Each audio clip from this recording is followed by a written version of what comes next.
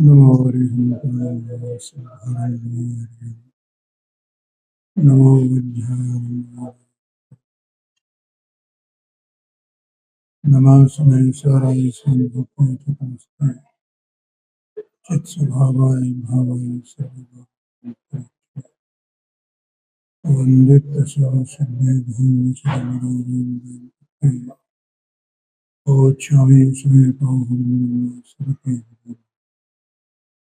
परपरणति हेतो मोहनाय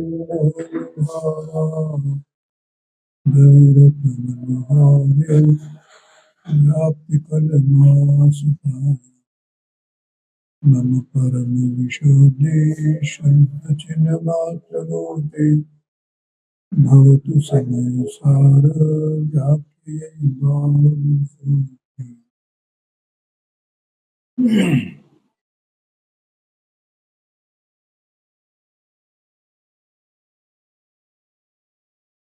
समय ग्रंथाग्रह है। इसमें आत्मख्याति टीका के अंत में जो स्याद्वाद अधिकार है उसमें 47 शक्तियों का आचार्य देव ने निरूपण किया है, मैंने उसको परिभाषित किया है।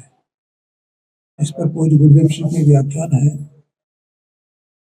और उन शक्तियों का अपन भी विचार करते हुए पूज्य गुरुदेव श्री का जो व्याख्यान है उसके आधार से स्वाध्याय कर रहे हैं। यह अभी नियत प्रदेशत्व शक्ति 24 नंबर की, इस पर अपन स्वाध्याय करेंगे। इसका एक आत्मधर्म जो है एक पत्रिका है ना, उसमें एक बोल है गुरुदेव श्री का, तो इसको मैं पढ़ता हूँ। कोई जीव पर को भोग नहीं सकता और न पर का वर्णन नहीं कर सकता है। पर का वर्णन नहीं कर सकता।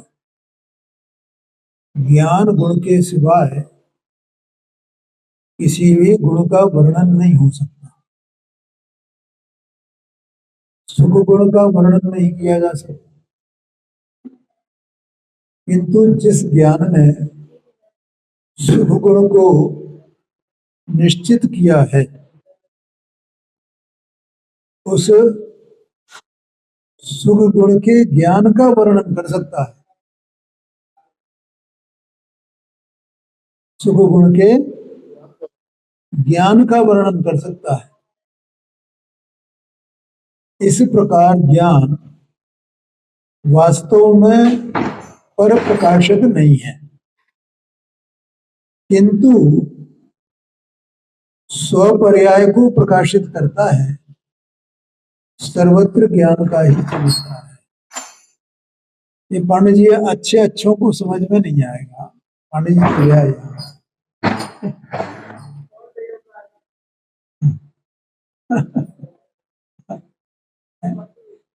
मतलब विद्वानों को भी समझ में नहीं आएगा भैया ये क्या कह रहे हैं।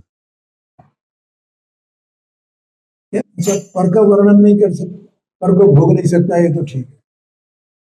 पर का वर्णन नहीं कर सकता, चलो ये भी ठीक है। अब सुख गुण का भी वर्णन नहीं कर सकता, ये कैसे है? आत्मा तो स्वयं अतीन्द्रिय आनंदमय है, तो सुख का वर्णन क्यों नहीं कर सकता? देखो मैं बताता हूँ, ये तो अपन जानते हैं इतना तो कि आत्मा पर को भोग नहीं सकता है और पर को कर नहीं सकता। ये आत्मा इस देह की क्रिया को करता है,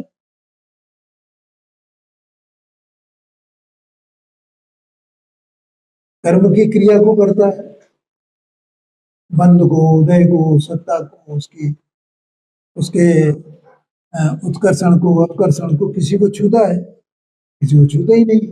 पर का तो करता है नहीं आदमी, बाहर में किसका कर। मुझे कई बार ऐसा लगता है जैसे वो एक ठेले वाला होता है ना, तो ठेले को खींचता है तो वो ठेला चलता है।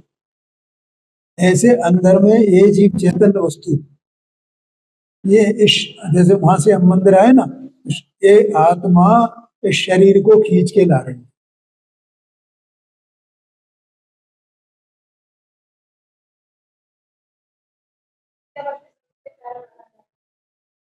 नहीं, वहां पर ठेले वाला और ठेला दोनों अलग अलग चीजें हैं ना। मैं दूसरा दृष्टांत दे रहा हूँ, मैं दूसरी बात कहना चाहता हूँ।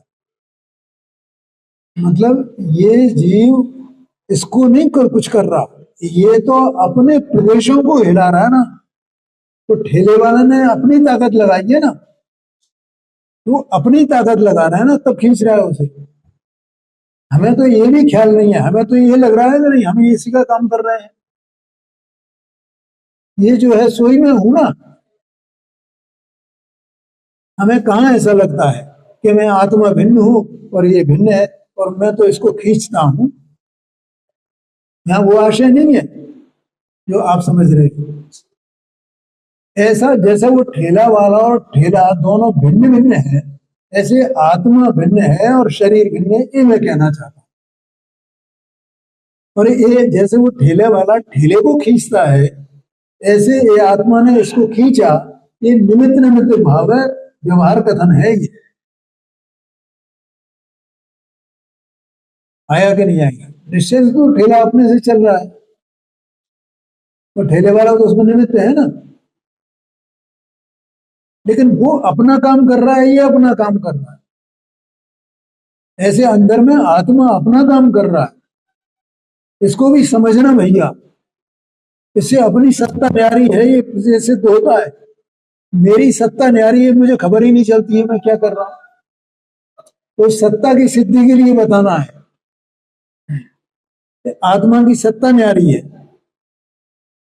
कोई कर्तृत्व बुद्धि पुष्ट नहीं करनी है कि आत्मा शरीर का करता है। लेकिन इसे इतना विचार भी नहीं आता है, जैसे ठेले वाला ठेले वाले की जगह है, ठेला अलग है, ये दोनों अलग अलग हैं। ऐसे में आत्मा अलग हूं और देह अलग है। ये भी अपने ख्याल में कभी आता है? कभी लगा कि मैं शरीर को खींच रहा हूं?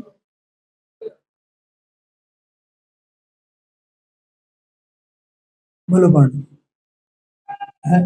और वास्तव में मैं तो अपने प्रदेशों को ही खींच रहा हूं, अपने प्रदेशों का ही प्रस्पंदन मुझ में है, शरीर में तो वो इसकी योग्यता से चल रहा है।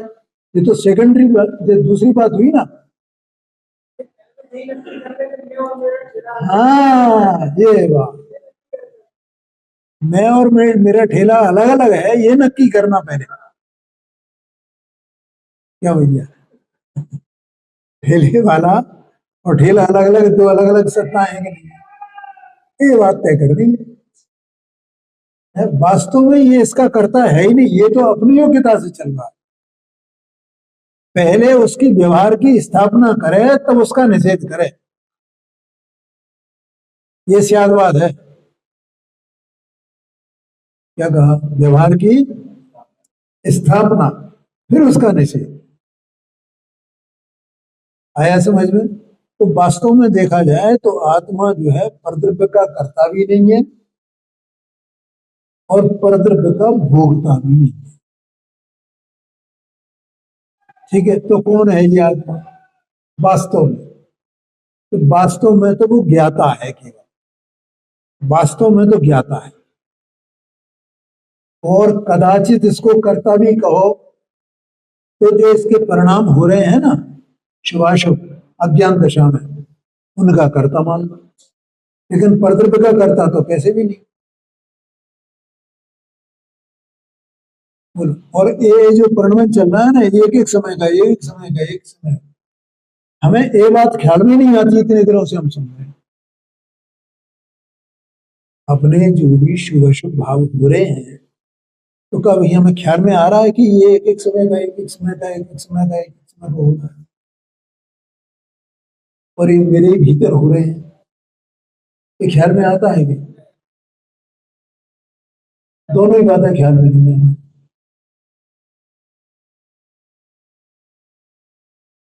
बोलो पानी, कभी लगता है कि मैं देह ब्रह्मांडी से भिन्न और आत्मा हूँ, और मेरे में एक एक समय का ये शुभाशुभ भाव का परिणाम चल रहा है, शुभाशुभ भाव का परिणाम चल रहा है, ऐसा लगता है कि नहीं लगता है? वो तो ये क्रिया करता है तो लगता है मुझे शुभ भाव है, और इधर की क्रिया करता है तो ग्रह गृहस्थी तो लगता है वो वही वही समझने वाला,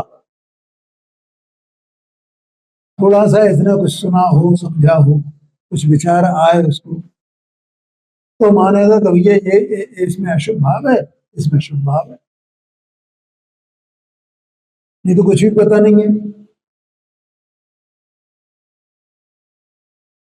आया कि नहीं आया ख्याल में? बोलो, आता है विचार कभी कि ये देह मन वाणी दुनियारी है और मैं अंदर में भिन्न हूँ, और मैं अपने में परिणमन कर रहा हूँ ऐसा शुभाशुभ शुभाशुभ शुभाशुभ, क्षण क्षण क्षण, वो एक एक समय की अवस्था, एक एक समय की अवस्था, एक एक समय की अवस्था, एक एक समय, ये तो उसी में चिपटा हुआ है। जैसे मैं क्रोधी हो गया, तो मुझे तो बहुत क्रोध हो गया, मुझे तो बहुत, अरे कहाँ हुआ है भाई तुझे बहुत क्रोध? कहाँ हुआ है क्रोध? एक समय की पर्याय है ना, एक समय में हुआ है ना क्रोध।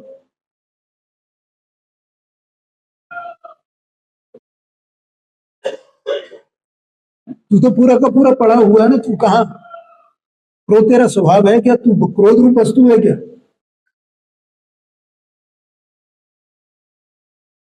आता है विचार, क्रोध आ गया तो वो क्रोधी हो गया हूं मैं, वो मायाचारी हो तो ये मायाचारी मेरा पीछा नहीं छोड़ती है, ये मायाचारी मेरा पीछा नहीं छोड़ती है, ये भगवान कैसे मायाचारी पीछे छोड़ते हैं? और ये भी कौन विचार करेगा? जिसको कसाई की मंदता हो वो विचार करे, ये मायाचारी छूट जाए, ये क्रोध छूट जाए भैया। और भैया वो छूटा हुआ है, एक समय का है, तू वही नहीं है क्रोधी उससे।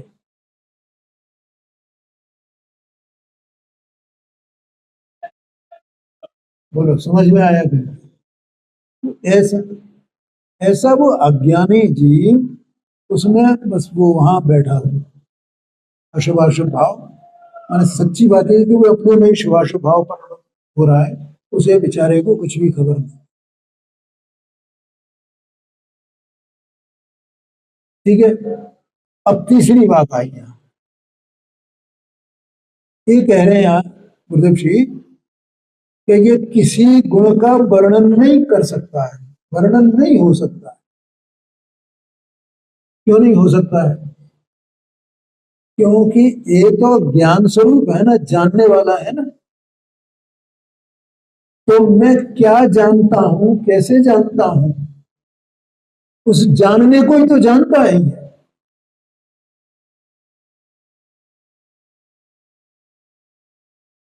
नहीं आया ज्ञान, दीपक की तरह इसकी पर्याय में जो जानना हो रहा है, उस जानने से अपने को ही तो जान रहा है। पर को कहां जान रहा है? अपने में जो वेदन हो रहा है उसको जानता है। जैसे ज्ञान हुआ तो ज्ञान में सुख का वेदन हुआ, तो सुख को जानता है। तो जो जान रहा है, जो जानना है, वो जानना कैसा है, उसको क्या, उसको वर्णन कर सकता है। अब सुख का वर्णन कैसा करें, कैसे करें कि सुख कैसा है? नहीं नहीं, तो वर्णन तो बाहर में करना पड़ेगा ना उसको, तो ज्ञान जानेगा ना।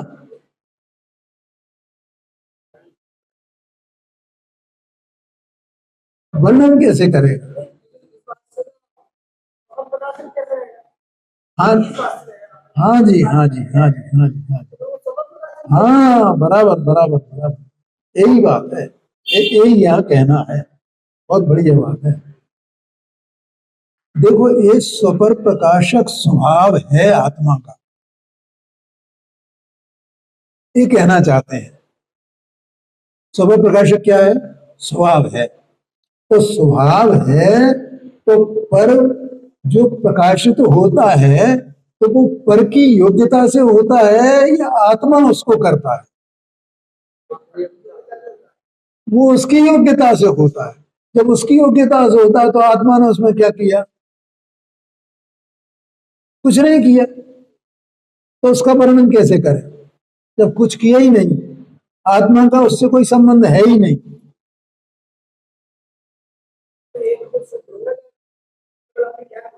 हाँ जी, हाँ जी, हाँ जी, हाँ जी, हाँ जी, यही परमार्थ है।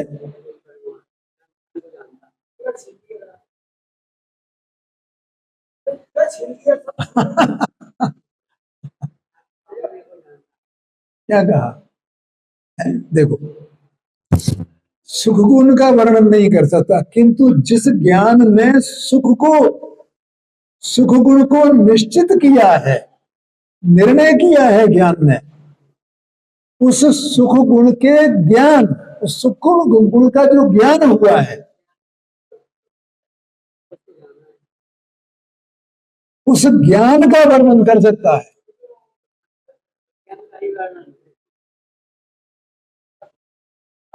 कि मैंने क्या जाना, क्या जाना, क्या जाना, क्या जाना, तो जानने का वर्णन है ना वो तो। और पद तो मिल जाता नहीं है। सुपर प्रकाशक स्वभाव है, लेकिन वो सुपर प्रकाशक स्वभाव होने पर भी ये पर को प्रकाशित करता है, ये व्यवहार है। देखो, अगर सुपर प्रकाशक शक्ति को नहीं मानेंगे तो ये व्यवहार भी कैसे बनेगा कि पर को जाना?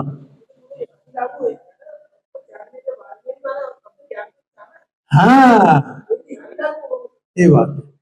अपने ज्ञान को ही जाना है। नहीं नहीं, मैं यहां दूसरी बात कह रहा हूं कि पर को जाना ये व्यवहार है, लेकिन ये व्यवहार कब सिद्ध होगा? कि जब सफल प्रकाशक शक्ति की सिद्धि हो कि आत्मा सफल प्रकाशक है, तो ये व्यवहार होगा ना। और उसमें अगर स्वप्र प्रकाशक शक्ति हो ही नहीं, मान लो उसका निषेध कर दिया जाए कि नहीं नहीं, आत्मा में तो स्वप्रकाशक शक्ति ही है, पर प्रकाशक शक्ति है ही नहीं, तो वो व्यवहार कैसे बनेगा? और वो व्यवहार नहीं बना तो ये दिव्य ध्वनि वगैरह सब बेकार हो जाएंगी ना। ये क्षेत्र क्षेत्र में है, लोक है, विश्व है, ये सब जो वर्णन आता है, ये कहां से सिद्ध होगा?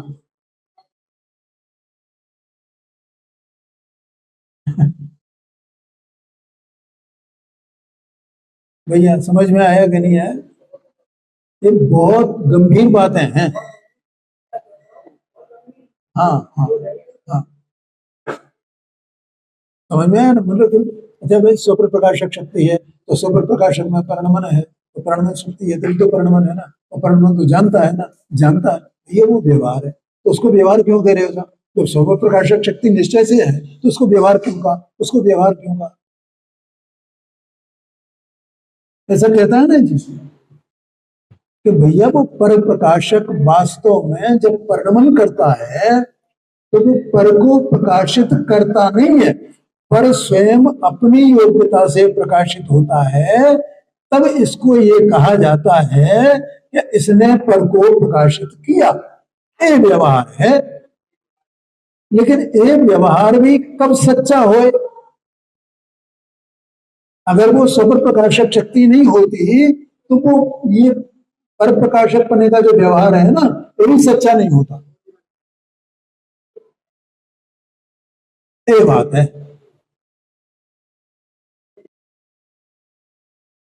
बोलो, समझ में आया? तो यहाँ गुरुदेव जी आगे कहते हैं, इस प्रकार ज्ञान वास्तव में जो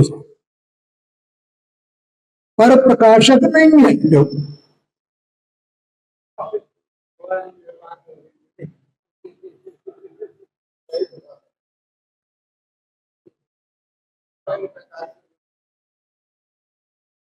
मैंने इसलिए कहा कि अच्छे अच्छों की समझ में नहीं आएगा, विद्वान भी इसको पढ़ा तो एक बार वो चक्कर खा जाएंगे क्या लिख दिया है। किंतु स्वपर्याय को प्रकाशित करता है, स्वपर्याय को, ज्ञान की अवस्था को प्रकाशित करता है।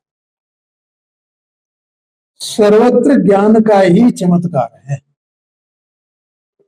ये ज्ञान का चमत्कार है। तो भैया नवीन भाई,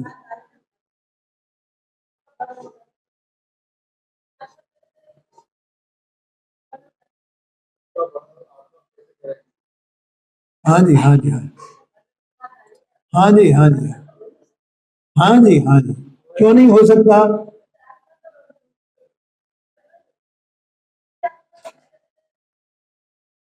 ये बात नहीं है। इसमें सुगुण का वर्णन किया ना गुरुदक्षिण ने, इसमें आया सुख शक्ति है ना, उसका वर्णन किया ना। नहीं नहीं, मतलब सुख गुण का वर्णन यहाँ से गुरुदेव जी की बात से पकड़े अपन। गुरुदेव जी का अभिप्राय क्या है? सुख गुण का वर्णन नहीं कर सकता। क्यों नहीं कर सकता? तो किसका वर्णन कर सकता है? कि जिस ज्ञान ने सुख को जाना है उस ज्ञान का वर्णन है वो।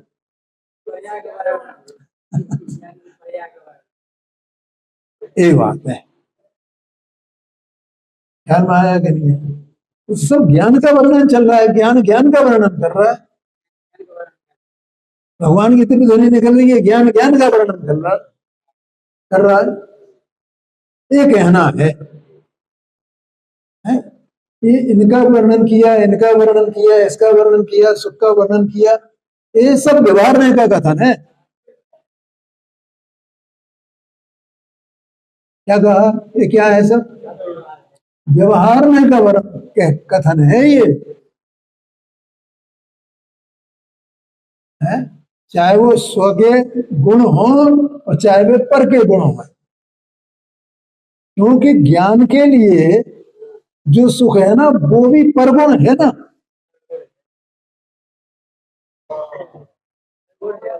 नियत प्रदेश तो वो भी ज्ञान के लिए पर है ना।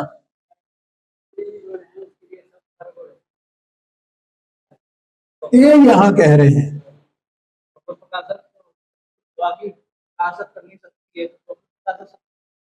अरे अभी कह तो दिया भैया, क्या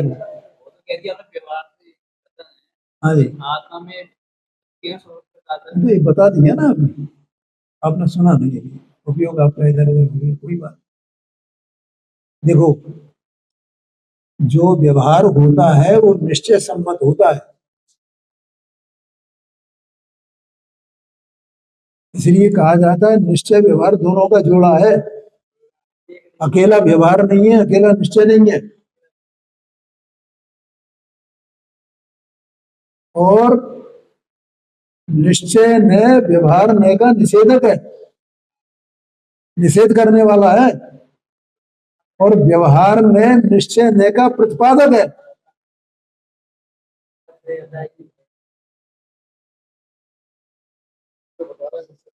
हाँ जी, हाँ जी, ठीक है भैया। तो वो अगर ये व्यवहार नहीं होगा तो निश्चय जो सदर प्रकाशक शक्ति आत्मा की है उसकी सिद्धि कैसे होगी? तो इसमें सब ये जो गुरुदेव जी ने कहा ना पांडे जी, ये सब निश्चय व्यवहार की बात है। मैंने पूरा पूरा निश्चय का कथन किया है ना, इसका मतलब व्यवहार का निषेध किया, पर का वर्णन नहीं कर सकता,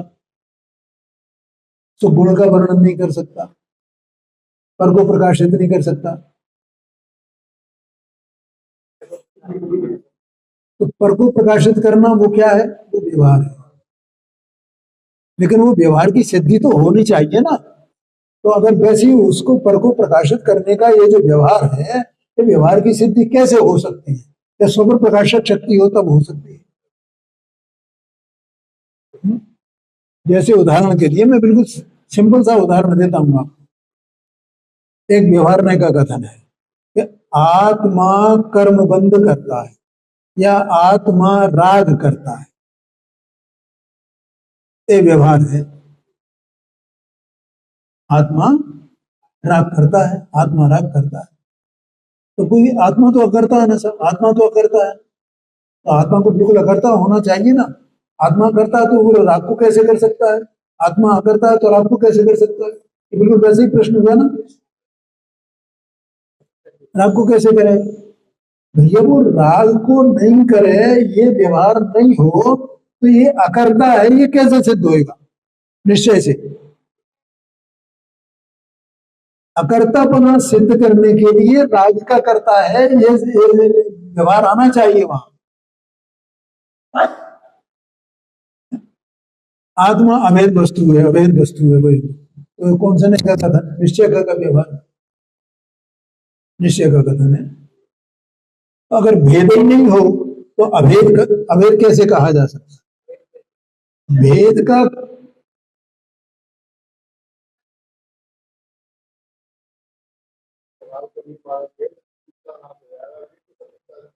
अभी एक दिन बीच में लिया तो था। हाँ, कोई बात नहीं, बता दें। हाँ, यही बात है।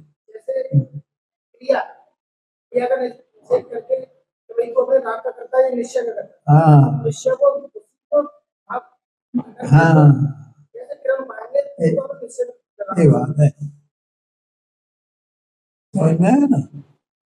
क्या बोले? तो अभेद, तो आत्मा अभेद है, आत्मा अभेद है, निश्चय से आत्मा अभेद है। अब भेद है तो वो व्यवहार होगा ना। अब ये व्यवहार कैसे? तो वो व्यवहार क्या क्या है? वो अभेद के कहने वाला प्रतिपक्षी भाव है वो। और भेद वास्तव में है क्या नहीं है? भेद वास्तव में है क्या नहीं है? क्या सर्वथा अभेद है?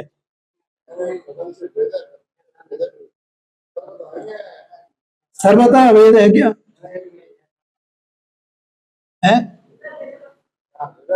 हाँ, है? तो उसमें अभेद रहने की शक्ति है ना, उसका वो स्वभाव है ना कि आत्मा अभेद है, अभेद है। अभेद है जो वैसा स्वभाव है, अभी तो उसको कहा गया।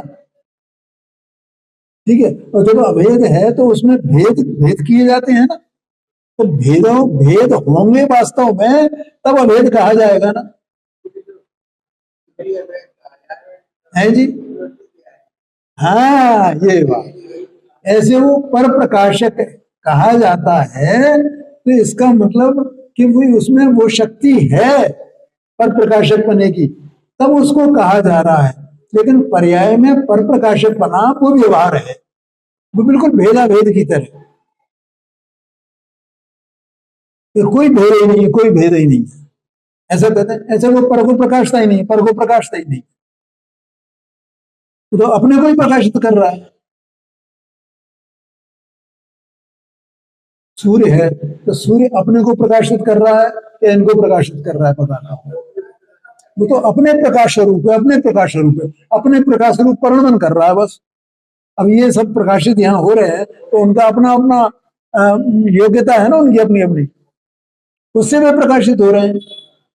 सूर्य को क्या लेना देना उससे? वो तो अपने में प्रकाश स्वरूप है, अपने में प्रकाश, अपना प्रकाश कर रहा है, अपना प्रकाश। जिसको प्रकाशित होना है वो होए, नहीं होना हो नहीं, हमें क्या करना। ऐसे आत्मा स्व को ही प्रकाशित कर रहा है, स्व को ही जान रहा है, स्व को ही जान रहा है, स्व को ही जान रहा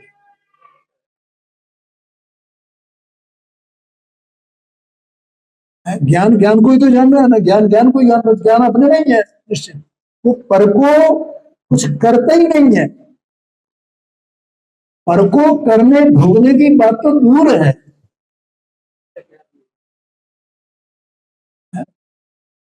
और अरे तो पर को प्रकाशित करने की बात कहां से आई? सब व्यवहार का कथन है। अपने गुण भी ज्ञान के लिए पर हैं। मैं ज्ञान, बस मैं और कुछ नहीं। ज्ञान ज्ञान है, ज्ञान सुख कैसे हो सकता है? अब ज्ञान को सुख मान लोगे आप तो क्या होएगा? तो फिर एक गुण वाला हो जाएगा ना आत्मा। फिर आत्मा अनंत गुण वाला है, ऐसा कैसे ये व्यवहार कैसे सिद्ध होएगा?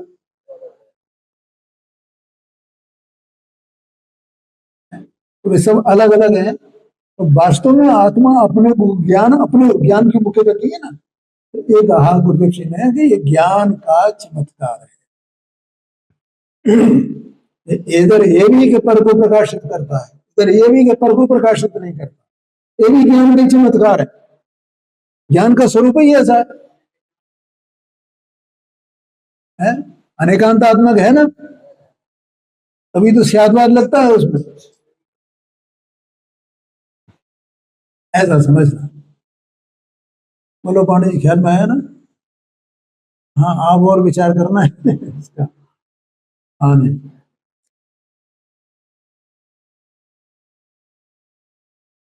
अब देखो यहाँ कल्पन ने ये नियत प्रतिष्ठित शक्ति, इसके बारे में कल्पन ने जान लिया था। अच्छा नहीं थे, कोई बात नहीं। अब गुरुदेव जी कैसे समझ में आ जाएगा, ठीक है। यहाँ कहते हैं देखो, चरम शरीर से किंचित न्यून आकार में अवस्थित, अंतिम शरीर जो होता है उससे किंचित न्यून आकार में अवस्थित ऐसे असंख्य प्रदेशी पने को, असंख्यात प्रदेशी ना आत्मा के, तो वो असंख्यात प्रदेशी पना उसमें है। तो नियत प्रदेशत्व शक्ति का लक्षण कहा। नियत प्रदेशत्व शक्ति का लक्षण क्या, उसकी पहचान क्या, उसका चिन्ह क्या? भैया वो बहुत लंबा है, दोबारा बोलूं क्या? चलो मैं बता देता हूँ, चलो मैं बता दूंगा, कोई बात नहीं, एक बार फिर सुनो। देखो यहाँ कहते हैं आ संसार, उसमें देख लो, मैं संस्कृत वाला पढ़ रहा हूं। आ संसार संघरण विस्तरण लक्षित किंच दून चरम शरीर परिमाण अवस्थित लोकाकाश सम्मित आत्म अभिव्यक्त लक्षणा नियत प्रदेशत्व शक्ति। ठीक है। अब मैंने कल बताया था, एक बार फिर बता देता हूं। आ संसार संगरण विस्तरण, अनादि संसार से, अनाद संसार है ना जीव का, कब से चल रहा है संसार? अनादि अनादि अनादि अनादि अनादि। और अनाद से क्या हो रहा है इसको? शरीर मिल रहा है, एक शरीर का नाश होता है, दूसरा शरीर मिलता है, फिर उसका नाश, फिर उसका शरीर, दूसरा शरीर, फिर उसका नाश, फिर शरीर, फिर नाश। तो ये धारावाहिक चल रहा है अनाद से। कोई आदि नहीं है, कोई शुरुआत नहीं है। हम उसकी कल्पना तक नहीं कर सकते हैं अनादि का। आ संसार आया कि नहीं आया ख्याल? तो तब से क्या हो रहा है कि चूंकि इसको भिन्न भिन्न शरीर मिल रहे हैं और उन शरीरों में भी संग्रहण विस्तरण माने संकोच विस्तार, संकोच विस्तार, संकोच विस्तार, अब ये वर्तमान शरीर मिला है। तो पहली बात तो असंख्यात प्रदेश है, वे शरीर के आकार है, ठीक है। अब शरीर में जो क्रिया होती है तो उसके आकार से ये भी मतलब वो होते हैं ना, है स्पंदन नहीं, तोड़ना मोड़ना इस प्रकार से होता है नहीं उसका, उंगलियां कर दी, ये आंखें फैल गई, ऐसा होता है ना। तो लेकिन मैं एक उदाहरण के लिए बता रहा हूं। तो ऐसा जो शरीर मिला उसके आकार, जो शरीर मिला उसके आकार, जो शरीर मिला उसके आकार। अब ये पर्याय छूट है और ये बिल्कुल निगोद में चला जाए या स्थावर पर्याय का जीव बन जाए या मच्छर बन जाए, दो इंद्री बन जाए, तीन इंद्री बन जाए, तो उसका वैसा शरीर उसको मिलेगा ना, तो वैसा मिलेगा तो वो असंख्यात प्रदेश लोकाकाश प्रमाण है जी, उसी में पहुंच जाएगा। तो संकुचित हो गया ना वो, और वहां से फिर 1000 योजन का मगरमच्छ बन जाए तो कितना विस्तार हो गया उसका। और वो एक कथा आती है आगम में मगरमच्छ की, और एक तंदुल मच्छ होता है, तंदुल मच्छ, और वो उसके कान में रहता है। तो तंदुल मच्छ माने उस चावल जैसा। अब उसके असंख्यात प्रदेश उसमें, और 1000 योजन वाला जो मगरमच्छ है उसके उसमें। तो अनाद संसार से चल रहा है ना निरंतर संकोच विस्तार, संकोच विस्तार, संकोच विस्तार। आत्मा अरूपी वस्तु है, अमूर्तिक वस्तु है आकाश की तरह। जैसे आकाश नहीं दिखाई देता, धर्म द्रव्य अधर्म द्रव्य नहीं दिखाई देते, काल द्रव्य कहीं दिखाई नहीं देता है। यद्यपि लोकाकाश के एक एक प्रदेश पर एक एक कालाणु है, दिखता है कहीं काल द्रव्य। ऐसे ही आत्मा जो है अरूपी है, वो भी दिखाई नहीं देता है, लेकिन वो शरीर प्रमाण रहता है संसार, और उसमें संकोच विस्तार होता है। तो ऐसा जिसका लक्षण है, ऐसा चरम शरीर, अंतिम शरीर। अंतिम शरीर माने अब दोबारा इसको शरीर नहीं मिलेगा। अरहंत परमात्मा का शरीर कौन सा होता है भैया? चरम शरीर। भरत चक्रवर्ती का शरीर कौन सा शरीर था? अंतिम शरीर। बलभद्र रामचंद्र जी का शरीर कौन सा शरीर था? अंतिम शरीर, क्योंकि इनको दोबारा नहीं मिले शरीर। हनुमान जी का शरीर कौन सा शरीर था? अंतिम शरीर। बाली सुग्रीव ये सब उसमें आते हैं ना, अपन निर्माण कांड पढ़ते हैं उसमें, इनके सबके अंतिम शरीर थे। उस अंतिम शरीर से किंचित दूर माने कुछ कम, समझ में आया ना? कुछ कम माने क्या कि ये परमाणु है ना, परमाणु हट जाएंगे तो उससे कुछ अंतर आ जाएगा ना, कुछ कम हो जाएगा। और वो कुछ कम बहुत ही नगण्य है, वो कुछ कम, लेकिन वो भगवान की वाणी है। तो भगवान की वाणी ऐसा तो नहीं है कि कुछ भी कहते हैं नहीं शरीर के बराबर ही है, उसके ही आकार के नहीं, किंचित दूर। शरीर परमाणु अवस्थित, उस जो अंतिम शरीर है उस अंतिम शरीर के परमाणु उसके आकार में जो अवस्थित है। लेकिन लोकाकाश संबित, लोकाकाश प्रमाण है, उस अंतिम शरीर में अवस्थित है और लोकाकाश प्रमाण है। आगे समझ में? अब एक बात मैंने कल बताई थी कि जब ये जीव एक शरीर को छोड़ता है और दूसरे शरीर में जाता है, तो दूसरे शरीर में जब जाता है तो दूसरा जो शरीर मिलेगा उसका आकार कौन सा रहता है इसका? मतलब पिछले शरीर वाला या अगले शरीर वाला? क्योंकि बीच में उतने काल में तो जब ये एक शरीर को छोड़ करके दूसरे शरीर में गया 2 समय 3 समय जो भी हो, वो तो बिना शरीर का है ना उस काल में, केवल कार्बन शरीर इसका है।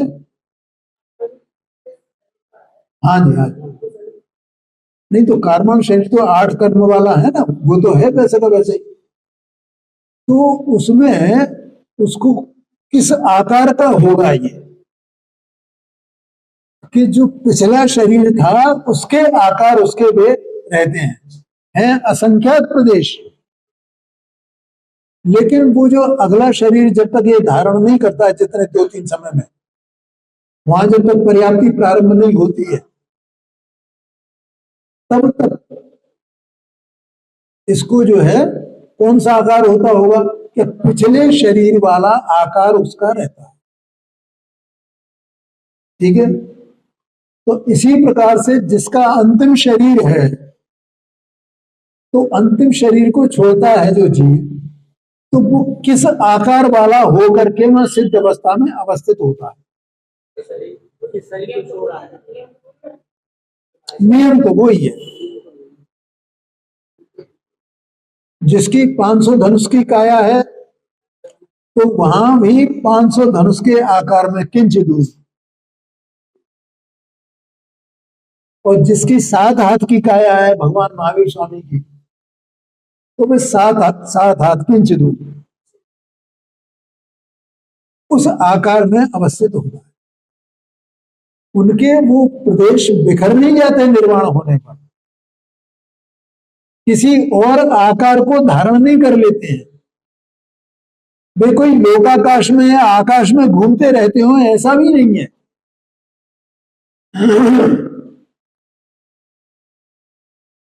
आया कि नहीं आएगा, तो वो उसके आकार रूप वहां जाकर के अवस्थित हो जाते हैं।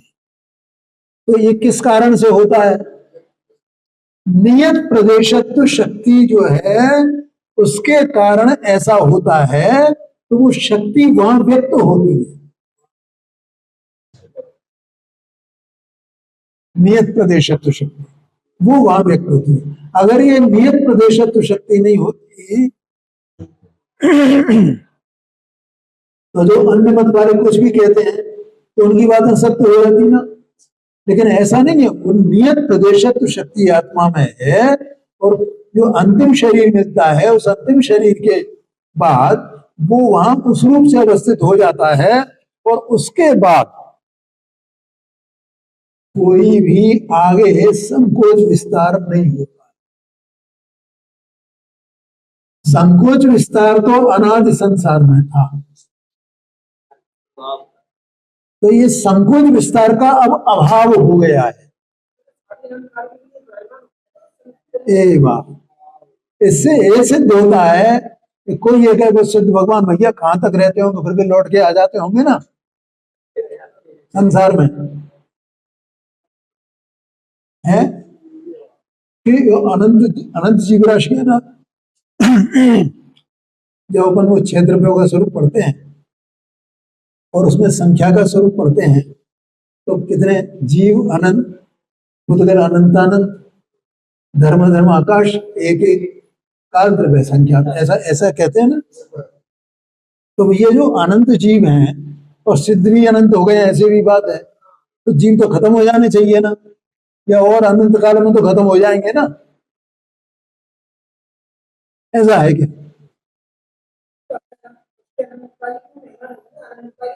हाँ जी, हाँ जी, हाँ जी। तो अनंत का भी आगम में वर्णन आता है कि अनंत भी कितने प्रकार के होते हैं, बड़ी विचित्रताएं हैं, है? और इसलिए वो क्या नाम उनका, बनारसी दास जी साहब ने एक छंद लिखा, बढ़े न सिद्ध अनंतता, मैंने एक दिन सुनाया, बढ़े न सिद्ध अनंतता। अब अनंत काल पहले चले जाओ आप, अनंत काल हो गया, तो अनंत काल पहले भी अनंत ही सिद्ध थे, आज भी अनंत ही हैं, और अनंत काल बाद भी अनंत ही रहेंगे। बोलो, तो कहा बढ़े न सिद्ध अनंतता, सिद्धों की अनंतता बढ़ती नहीं, वो तो अनंत की अनंत रहती।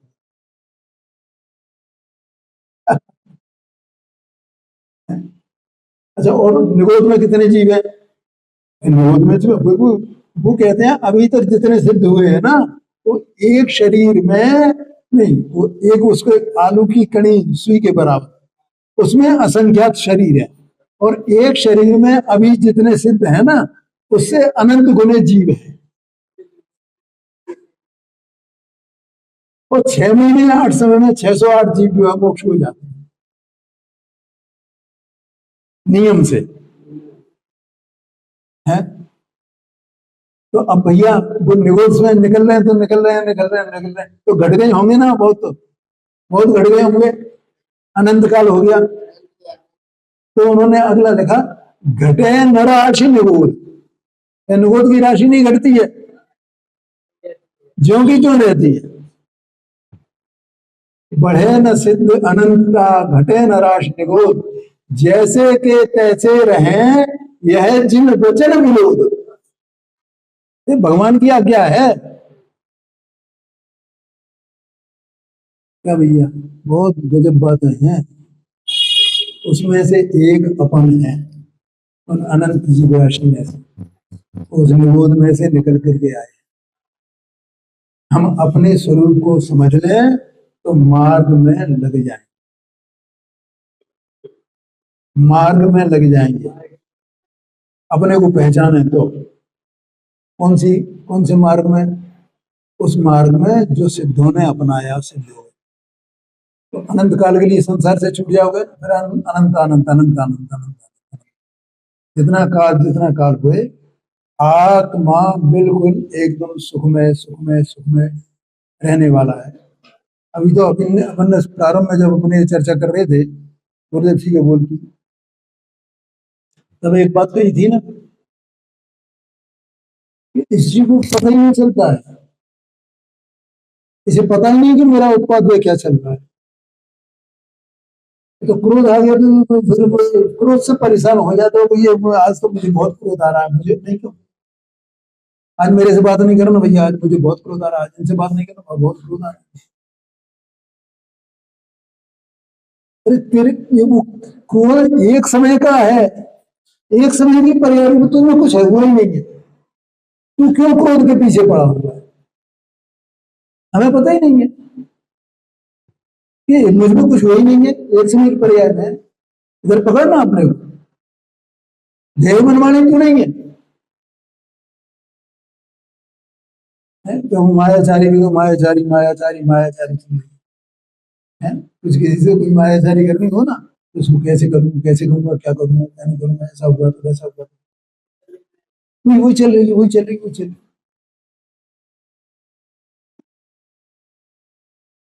तू नहीं हुआ है, एक समय की पर्याय, उत्पाद है, उत्पाद है, उत्पाद है, एक समय में, एक समय में, तू तो वैसा का वैसे पड़ा।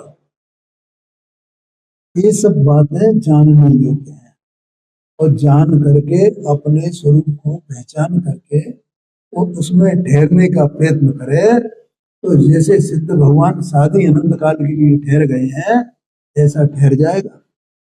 तो जैसे वे सुखी हो गए सब, ये वास्तव में दुखी कैसे? ये जो उत्पाद है इसमें जो चल रहा है ना, क्रोध मान माया क्रोध, इनसे ही तो दुखी है जीवन, कैसे दुखी बताओ? ये भी अपने को निर्णय करना पड़ेगा, कोई दूसरा निर्णय कराने वाला नहीं। तो मैं हो गया, आगे चर्चा करते हैं।